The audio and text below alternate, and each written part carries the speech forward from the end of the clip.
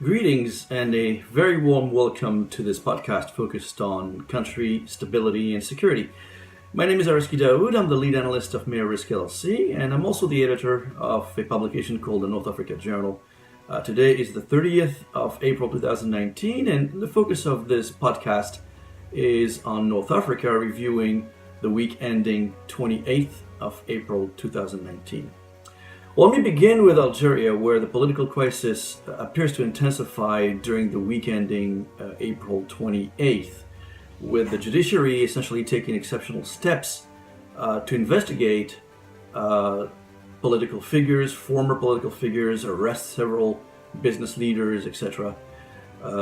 For many leaders of the protest movements, opposition figures, heads of NGOs, human rights activists, etc., the arrests appear to be a witch hunt that is motivated by what they believe to be a clan warfare taking place at the very top of the regime, and which could derail, obviously, the democratic demands of the population.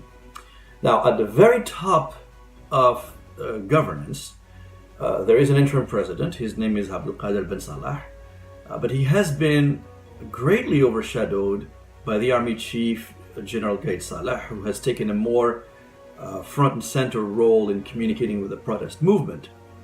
Instead, the interim president has been leading a dialogue initiative aimed at bringing various political figures into a national conference. But the truth is that this initiative appears to have collapsed, as all opposition politicians and representatives of civil society have essentially boycotted it on the ground that the remnants of the Bouteflika regime must go, including the interim president, including the interim prime minister, and that the 4th of July election is premature and should not take place because it doesn't allow enough time to prepare.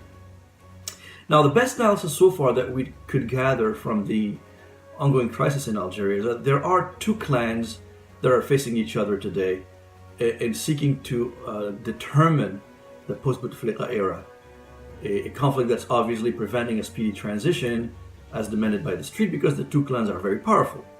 One clan is personified by General Gaid Salah and the current military hierarchy, which has been forced to take position in this ongoing crisis precisely because of the fast collapsing central government and the vacuum that ensued. Facing the current military leadership are the brother of President Bouteflika, Saïd Bouteflika, and former intelligence officers personified by retired General Toufik Median, who has led the notorious DRS intelligence and which later folded under the direct command of the president. Now, General Gaid Salah has been working to bring back the intelligence services under the umbrella of the defense minister and away from the presidency, but the former DRS officers are extremely powerful, and they've been using what many consider covert actions, including using social media to spread rumors and allegations to undermine any progress on the political front. The arrest of business mogul and long-term critic of Bouteflika, Saad Daoud, the CEO of Cevital Group, was reportedly somewhat blessed by the official military hierarchy, precisely to send a message to the former intelligence officers, including General Toufik, that the army will not tolerate subversive actions. Indeed, Saad Daoud has had fairly good relationships with General Toufik and may have been swept away by the current crisis due to his ties with the former DRS chief, and the various clans continue to battle behind the scene as the Algerians are looking to figure out a way out of this mess. Now, on the ground, dozens of businessmen, ministry officials, state media figures, politicians are under investigation for corruption.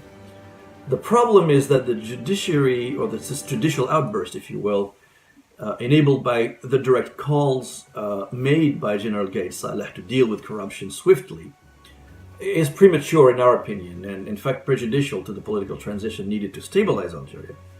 The legal system in Algeria also needs a major overhaul and is clearly, in its current situation, is not ready to tackle current cases without resorting to questionable practices.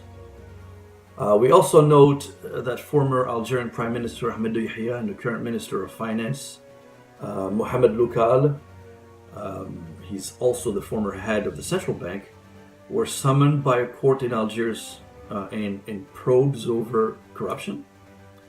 Both have, I think, met prosecutors. However, they are shielded by law and are appearing instead as witnesses and not as suspects. Now, shifting gear to Libya, where there has been no improvement whatsoever in the plight of the population of Tripoli, as tens of thousands of people have already been displaced by the ongoing clashes between the troops of warlord Khalifa Haftar and those tasked to protect Tripoli. According to the UN, there has been indiscriminate shelling of densely populated areas. On Monday, the 29th of April, we know the clashes have been reported within the Sharara oil field located in Murzouk. It's about some 1,000 kilometers southwest of Tripoli. There were no casualties reported, but if clashes continue, oil production could probably suffer substantially, and that would directly affect the investments of companies operating in the region, including the Libyan NOC, Total of France, Repsol of Spain, OMV and Statoil of Norway. Now, elsewhere on the counterinsurgency front, Arezki has reported that the Tunisian military killed an insurgent known as Oussama Salmi on the 23rd of April.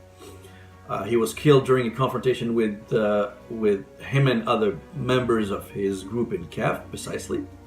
The identity of Salmi was later on confirmed by legal authorities after his body underwent an autopsy. Salmi was a member of the terror group known as Uqba bin Nafa Brigade that has been operating in the regions of Kef and Kasserine near the Algerian border, or the border with Algeria. Since 2014, he was allegedly involved in direct attacks against military targets. After his killing, authorities seized several weapons and ammunition, including conventional mines, supplies essentially, used by the group. Now, the rest of his group attempted to recover the body of Salmi, but the military managed to push them back, and a counterinsurgency sweeping operation is underway. Broadly speaking, militant groups remain active in Tunisia, not as active as they used to be. I mean, there's been a major degradation of their capabilities, but they're still there. I mean, just a couple days ago, Arezki reported that an insurgent group infiltrated the area of Bouamran in the Orbata mountain. They raided a house and attempted to kidnap an entire family. Happily, the family resisted and managed to push back the attack.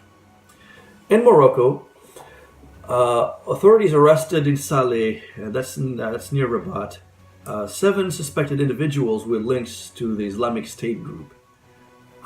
They are accused of being supporter of the jihadi group, actually, and not jihadis themselves. The Moroccans have intensified their search of jihadists and their supporters following the recent attack, or killing actually, I should say, of 2 Scandinavian tourists. A trial has started and has been pushed for a couple of weeks, specific to the people who are accused of being behind the killing. Now, staying with Morocco, the kingdom's capital, Rabat, has seen a number of protests from teachers who have been demanding improvements in their labor contract terms. On 25th of April, the police actually intervened to disperse the protesters, and 70 of them were reported to have been wounded. Finally, a quick visit to Egypt, where allegedly Egyptian voters have, and I quote, overwhelmingly backed constitutional changes, end of quote, that could see President Abdel Fattah al-Sisi essentially rule until 2030. The election authority reported the incredible 88.83% voting yes to the proposed constitutional changes that paved the way for the establishment of a long-term autocratic regime. They also reported a hard-to-believe 44.33% turnout. Hard to believe because there have been a lot of reports that the turnout was very low. This turn of event essentially buries all the efforts put forward by civil society in Egypt since the ousting of Hosni Mubarak in 2011 through what was called then a true popular revolution. The 2011 revolution was meant to bring sanity in a government system that has never worked well. After all, after Mubarak was ousted, his replacement, Mohamed Morsi, suffered a coup d'etat by the military. Before Mubarak, his predecessor, Anwar Sadat, was murdered. So since 1970, when Sadat became president, the regime in Egypt have been so corrupt that their successions ended up taking place in blood. Not a good way to end this podcast, but we cannot deny the reality of history. Thank you for your time, and we hope to bring you more of these sessions going forward, and looking forward to the next one. Thank you.